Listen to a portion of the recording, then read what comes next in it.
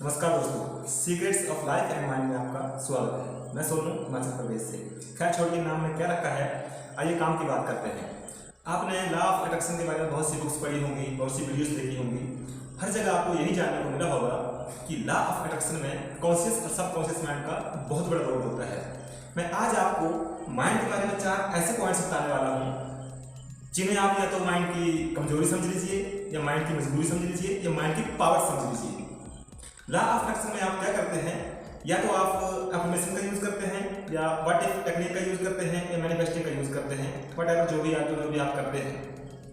लेकिन law of attraction को successful बनाने के लिए सबसे पहले ये समझना जरूरी है कि माइंड काम कैसे करता है, और उसके लिए आपको समझने होंगे माइंड के बारे में ये 4 पॉइंट्स।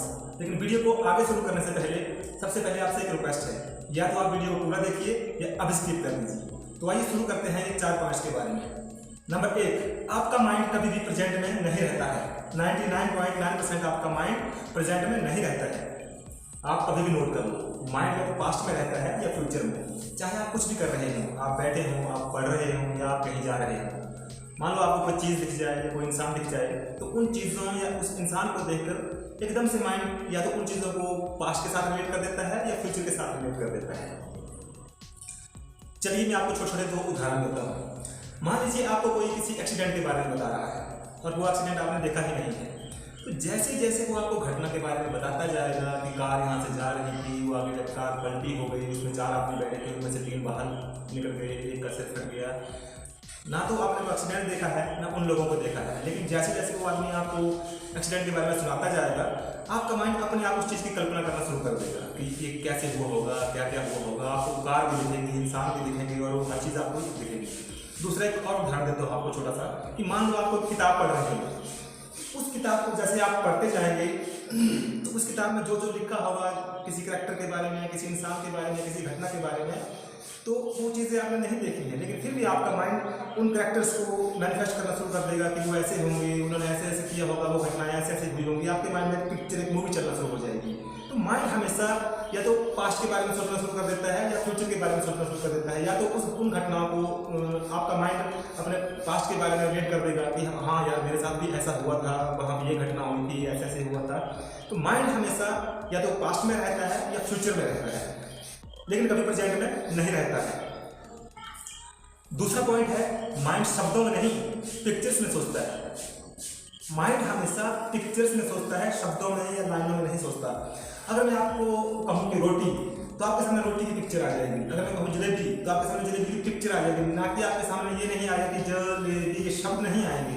अगर मैं कहूँ खरगोश, ये भी छोड़िए। अगर मैं आपको कहूँ कि इंग्लैंड, अमेरिका, हालांकि आपने शायद ना तो अमेरिका देखा है ना इंग्लैंड देखा है, लेकिन फिर भी आपके सामने इंग्लैंड ऐसे शब्द नहीं आते हैं। आपके सामने कोई ना कोई पिक्चर आ गई होगी, जो भी आपने, जो माइंड में जो पुराना एक्सपीरियंस होता है, जो भी घटनाएं उसने देखी है, तो टीवी पर उसने इंग्लैंड के बारे में कुछ ना कुछ देखा होगा, वो चीज़ें वो पिक्चर्स याद करने लगता है। यानी कि माइंड हमेशा पिक्चर्स में सोचता है।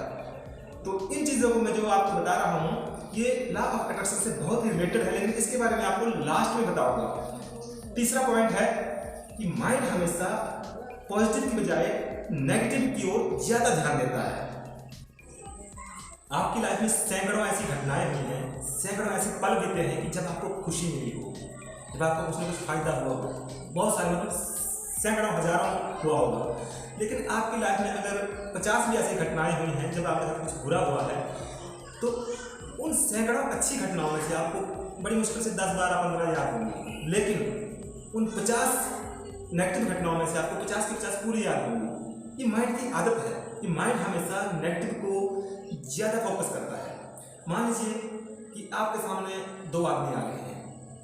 उन दोनों में से एक आदमी ऐसा है कि जिसने आपके साथ बहुत बार अच्छा किया, उसने 50 बार आपकी हेल्प की है, आपने बहुत सारे 50 बार ऐसी टाइम उसके साथ बिताया है कि वो अब आपके लिए अच्छे रहे हैं। तो दूसरा एक ऐसा आदमी आ रहा है जिसने आपको एक बार धोखा दिया है। तो जो अच्छा आदमी आ रहा है उसको देखकर आपके मन में थोड़ी सी फीलिंग आ गई कि हाँ यार ये ठीक है, लेकिन बुरे आदमी को देखते ही आपको एकदम से याद आ जाएगा कि हाँ यार इसने मुझे धोखा दिया था, इसने मेरे साथ ऐसा किया था। तो माइंड हमेशा नेगेटिव चीज़ों की ओर ज़्यादा ध्यान देता है। चौथा पॉइंट है कि माइंड कभी भी स्थिर या बेकार नहीं रहता है, और ये चौथा पॉइंट पिछले 3 पॉइंटों को भी रिलेट करता है। जैसे कि पहला, माइंड चाहे पास्ट में रहे या फ्यूचर में रहे, लेकिन बेकार नहीं रहेगा। दूसरा, माइंड शब्दों में नहीं पिक्चर में सोचता है, लेकिन बेकार नहीं रहता है। तीसरा, माइंड पॉजिटिव की बजाय नेगेटिव के बारे में ज़्यादा सोचता है, लेकिन बेकार नहीं रहता। अब आते हैं आकर्षण के नियम की ओर कि आकर्षण के नियम में इन 4 पॉइंट्स का क्या योगदान है। तो भैया देखो, बहुत से लोगों के कमेंट्स आते हैं, मुझे भी आते हैं और मैंने दूसरे यूट्यूबर्स के वीडियो भी देखे हैं, उनका भी कमेंट आते हैं कि सर मैं तो इतने साल से, इतने महीने से लॉ ऑफ अट्रैक्शन का यूज़ कर रहा हूँ, अफर्मेशन का यूज़ कर रहा हूँ, व्हाट इफ टेक्निक यूज़ कर रहा हूँ, मैनिफेस्टिंग कर रहा हूँ, लेकिन कुछ रिजल्ट नहीं आ रहे हैं। तो भाई एक बात सबसे अच्छी तरह समझ लो कि माइंड के बारे में आप कितनी देर आप अफर्मेशन करते हैं। 10 मिनट, 15 मिनट, आधा घंटा, या दिन में 2 बार या 3 बार करते हैं। मैनिफेस्टिंग कितनी देर करते हैं? 10, 15 या 20 मिनट, बड़ी मुश्किल से। और व्हाट इफ टेक्निक कितनी देर यूज़ करते हैं? बड़ी मुश्किल से 10 से 5 या 15 मिनट, बड़ी मुश्किल से, क्योंकि मन टिकता ही नहीं है। क्योंकि मन को हमेशा, माइंड को आदत पड़ी हुई है घूमने की, इधर उधर भटकने की, सबसे ज़्यादा तो नेगेटिव की ओर जाने की।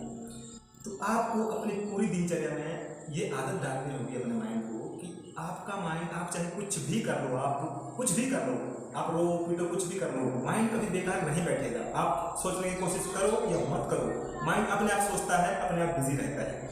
तो आपको सबसे पहले ये ध्यान देने की जरूरत है कि मेरा माइंड या तो पास्ट के बारे में सोच रहा है, तो पास्ट की सिर्फ उन चीज़ों के बारे में सोचो जो आपके साथ अच्छी घटनाएं हुई हैं, जो आपके साथ अच्छी चीज़ें बीती हैं।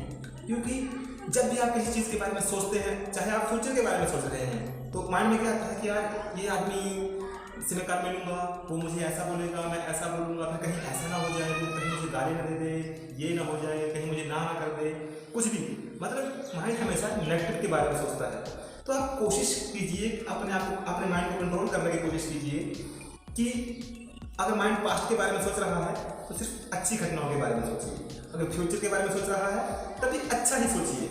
अफर्मेशन आप यूज़ करते हैं तो अफर्मेशन में आप शब्द बोलते हैं, लेकिन शब्द बोलते वक्त आपके माइंड में पिक्चर क्या चल रही होती है, इस तरफ आपको ध्यान देना है। कि अगर आप बोल रहे हैं कि मैं दिन प्रतिदिन अमीर बनता जा रहा हूँ, तो ये बोलते वक्त आपके माइंड में पिक्चर क्या चल रही है? आप तो सोच किसी और के बारे में ही रहे हैं, कोई नेगेटिव चीज़ आपके मन में चल रही है, आप मुंह से बोल रहे हैं। अरे जो आप अफर्मेशन बोल रहे हैं उस वक्त आपके माइंड में वो ही पिक्चर चलनी चाहिए कि आप अमीर बन रहे हैं। अमीर बनते बनते, इसी को मैनिफेस्टिंग भी कहते हैं, अफर्मेशन भी कहते हैं, बट इस टेक्निक भी इसी को कहते हैं। आपने जो बोलना है उस वक्त आपके माइंड में पिक्चर भी वही होनी चाहिए। और ज़्यादातर आप मैनिफेस्टिंग करेंगे, चाहे आप अफर्मेशन करेंगे, चाहे आप व्हाट इफ टेक्निक यूज़ करेंगे, तो आप सिर्फ 10, 15 या 20 मिनट करते हैं, दिन में 1-2 बार कर लेते हैं।